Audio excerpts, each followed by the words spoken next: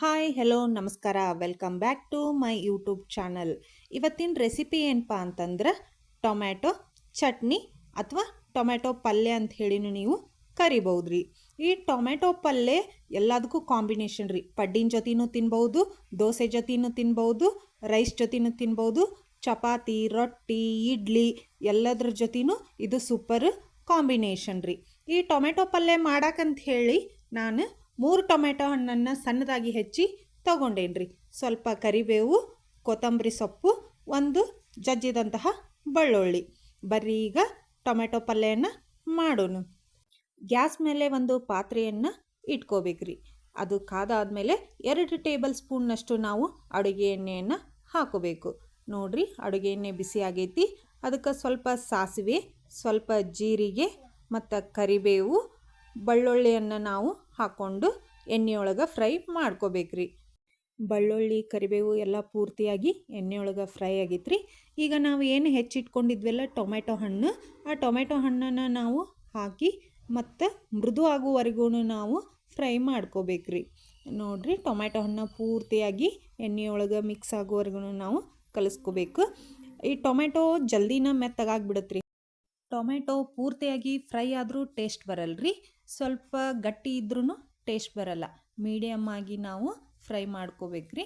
ಅದಕ್ಕೆ ಸ್ವಲ್ಪ ಅರಿಶಿನ, ಹಸೆ ಖಾರ, ರುಚಿಗೆ ತಕ್ಕಷ್ಟು ಉಪ್ಪು ಮತ್ತು ಸ್ವಲ್ಪ ಬೆಲ್ಲವನ್ನು ಹಾಕಿ ನಾವು ಫ್ರೈ ಮಾಡ್ಕೋಬೇಕ್ರಿ.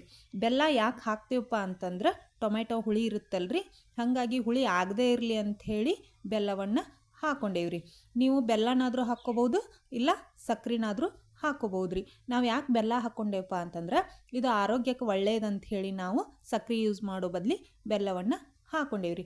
ಅದನ್ನು ಪೂರ್ತಿಯಾಗಿ ಫ್ರೈ ಮಾಡಿದಾದ್ಮೇಲೆ ಸ್ವಲ್ಪ ಹೊತ್ತು ತಣ್ಣಗಾಗಕ್ಕೆ ಬಿಡಬೇಕ್ರಿ. ಪಲ್ಯ ಈಗ ಪೂರ್ತಿಯಾಗಿ ತಣ್ಣಗಾಗೈತ್ರಿ. ಇದಕ್ಕೆ ನಾವು ಅರ್ಧ ಕಪ್ನಷ್ಟು ಹಾಲು ಮತ್ತು ಅರ್ಧ ಕಪ್ನಷ್ಟು ಮೊಸರನ್ನು ಹಾಕೋಬೇಕ್ರಿ. ಈ ಮೊಸರು ಮತ್ತು ಹಾಲು ಹಾಕೋದ್ರಿಂದ ಟೇಸ್ಟು ಸೂಪರ್ ಆಗಿರುತ್ತೆ. ಅದ್ರ ಜೊತೆಗೆ 2 ಟೇಬಲ್ ಸ್ಪೂನ್ನಷ್ಟು ನಾವು ಪುಟಾಣಿ ಹಿಟ್ಟನ್ನು ಹಾಕ್ಕೊಂಡೇವ್ರಿ. ಈ ಪುಟಾಣಿ ಹಿಟ್ಟು ಟೊಮೆಟೊ ಜೊತೆಗೆ ಮಿಕ್ಸ್ ಆಗುವವರೆಗೂ ನಾವು ಕಲಿಸ್ಕೋಬೇಕ್ರಿ. ಇದು ಯಾವುದೇ ರೀತಿ ಗಂಟು ಆಗೋದಿಲ್ಲ, ಬಟ್ ನಾವೇನಪ್ಪ ಅಂತಂದ್ರೆ ಅದು ಟೊಮೆಟೊ ಹಣ್ಣಿನ ಜೊತೆ ಮಿಕ್ಸ್ ಆಗುವವರೆಗೂ ನಾವು ಪೂರ್ತಿಯಾಗಿ ಕಲಿಸ್ಕೋಬೇಕು. ನಿಮಗೆ ಗಟ್ಟಿಯಾಗಿ ಬೇಕಂದ್ರೆ ಗಟ್ಟಿಯಾಗಿನೂ ಮಾಡ್ಕೋಬೋದು, ಬೇಡಪ್ಪ ನಮಗೆ ತೆಳ್ಳಗೆ ಬೇಕಂತಂದ್ರೆ ನೀವು ತೆಳ್ಳಗನೂ ಮಾಡ್ಕೋಬೋದು. ನಿಮಗೆ ಯಾವ ರೀತಿ ಇಷ್ಟ ಆಗುತ್ತೆ ನೋಡ್ರಿ, ಆ ರೀತಿಯಾಗಿ ಮಾಡ್ಕೊರಿ. ನಾವು ಅಷ್ಟು ಗಟ್ಟಿನೂ ಅಲ್ಲ ಮತ್ತು ತೆಳ್ಳಗೂ ಅಲ್ಲ, ಮೀಡಿಯಮ್ ಆಗಿ ನಾವು ಮಾಡ್ಕೊಂಡೇವ್ರಿ. ಈಗ ಅದಕ್ಕೆ ಸ್ವಲ್ಪ ಕೊತ್ತಂಬರಿ ಸೊಪ್ಪನ್ನು ಹಾಕಿ ಮಿಕ್ಸ್ ಮಾಡ್ಕೋಬೇಕ್ರಿ.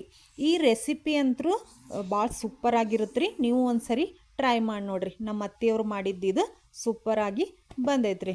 ಅದ್ರ ಜೊತೆಗೆ ಪಡ್ಡೂ ಸಹಿತ ಕಾಂಬಿನೇಷನ್ ಆಗುತ್ತೆ.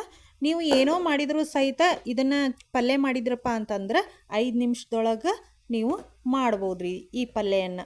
ನಿಮಗೆ ಸಡನ್ನಾಗಿ ಮಾಡ್ಕೊಳ್ಳುವಂತಹ ಒಂದು ರೆಸಿಪಿ ರೀ. ಇದಕ್ಕೆ 5 ನಿಮಿಷ ಸಾಕ್ರಿ. ನೋಡ್ರಿ, ನಾವು ಪಡ್ಡಿನ ಜೊತೆಗೆ ಈ ಚಟ್ನಿ ಅಥವಾ ಪಲ್ಯನ ಮಾಡೇವ್ರಿ. ಇದು ಸೂಪರಾಗಿ ಬಂದೈತ್ರಿ. ಈ ವಿಡಿಯೋ ನಿಮಗೆ ಇಷ್ಟ ಆದರೆ ಲೈಕ್ ಮಾಡಿ, ಕಮೆಂಟ್ ಮಾಡಿ, ಶೇರ್ ಮಾಡಿ, ಪ್ಲೀಸ್ ಸಬ್ಸ್ಕ್ರೈಬ್ ಮಾಡಿ. Thank you.